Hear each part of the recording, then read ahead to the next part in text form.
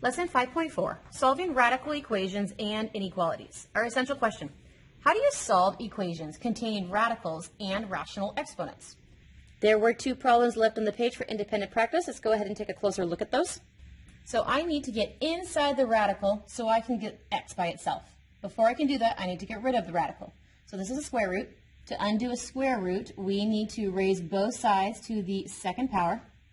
The square root and the second power cancel each other out, so I'm left with 1 minus x equaling 7 to the second power is 49.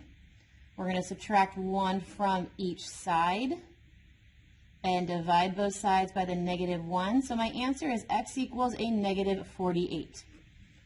But I need to check, is this extraneous? How do I check that? I am going to plug in the value I found for x and check.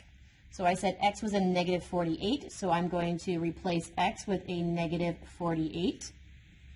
The square root of 1 minus a negative 48 is a 49. The square root of 49 is 7. 7 does equal 7, so yes, in fact, my answer is correct. It is not extraneous. Our last one, I need to get inside this radical so I can solve for x. I need to get rid of a third root.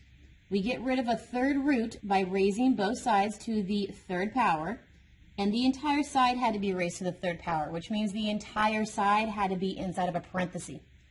Third root and the third power cancel each other out, so I have 5x plus 1 equaling negative 4 to the third power, making sure that you have the parentheses in there, is negative 64. And we're going to solve for x, so I'm going to subtract 1 from each side. Divide both sides by 5. I get x to equal negative 13. So my job is to check, is this an extraneous solution? You do that by plugging it into the equation that we were originally given.